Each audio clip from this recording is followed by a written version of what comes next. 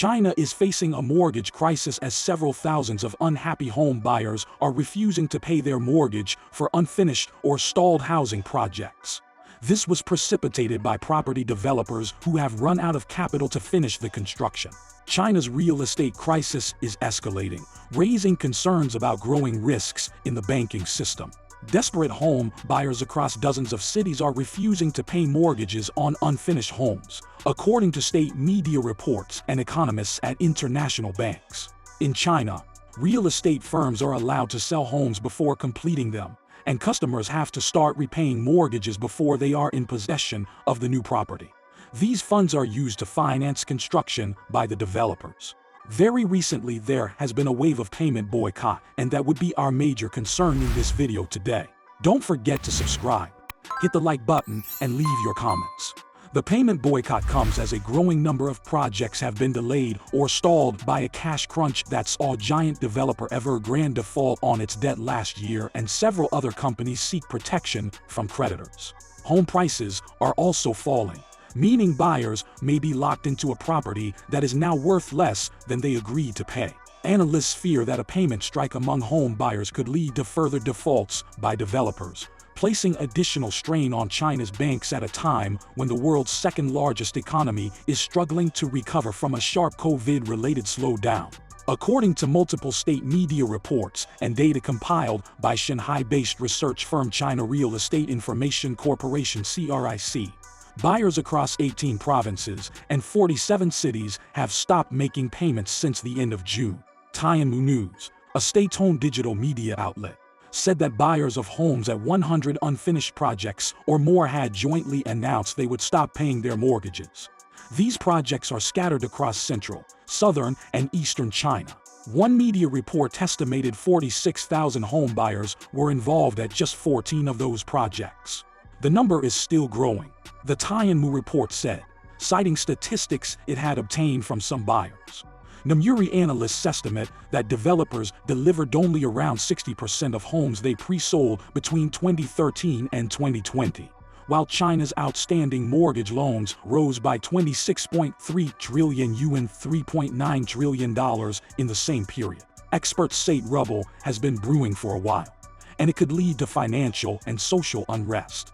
CD analysts said that the boycott could boost bad debts at Chinese banks by $83 billion and cause social instability at a time when the country is already grappling with rising protests over the deteriorating health of small, rural banks. And as senior China economist Betty Wang believes the scale of the problem is much bigger. She estimates that 1.5 trillion yuan, $223 billion of mortgage loans, or 4% of banks' total outstanding mortgage loans, could be affected by the movement. What concerns us is if more home buyers cease payment. The spreading trend will not only threaten the health of the financial system, but also create social issues amid the current economic downturn. She wrote in a report on Thursday, new home prices in 70 cities fell for an 9th straight month in May. According to recent data from the National Bureau of Statistics, property sales have also slumped as buyers back away from the market amid rising uncertainty about their jobs and income. The trouble in China's real estate sector began in 2020, when Beijing started cracking down on easy credit for property firms, which has resulted in a cash crunch for many major developers. Evergrande, the country's most indebted real estate firm, was labeled a defaulter last fall and is undergoing debt restructuring.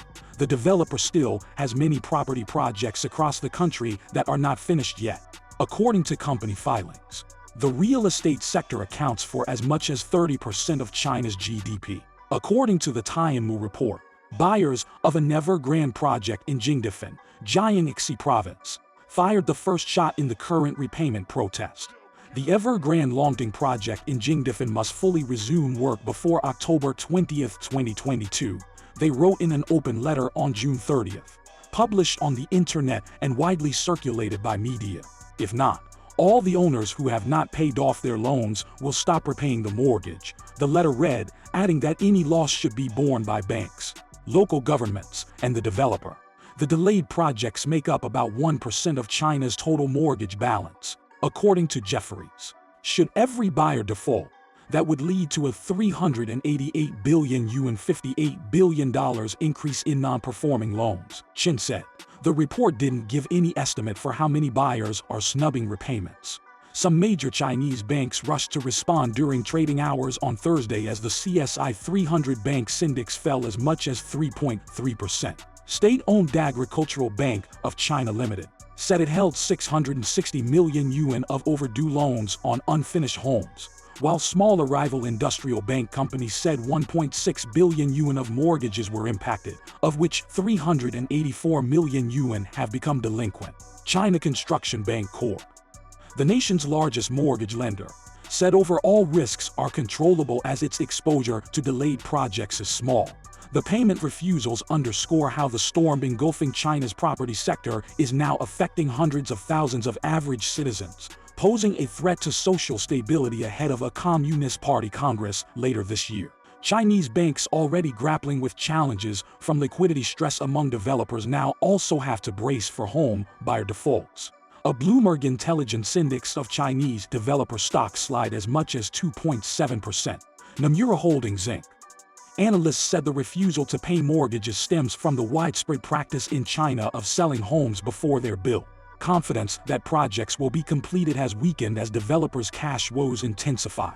Even before the crisis, developers only delivered around 60% of homes they pre-sold between 2013 and 2020.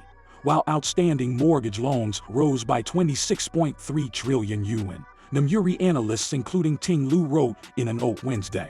Pre-sales carry mounting risks for developers, home buyers, the financial system, and the macroeconomy. Failure to build homes on time reduces households' willingness to buy new properties, and rising raw material prices may mean funds from pre-sales are insufficient to construct them.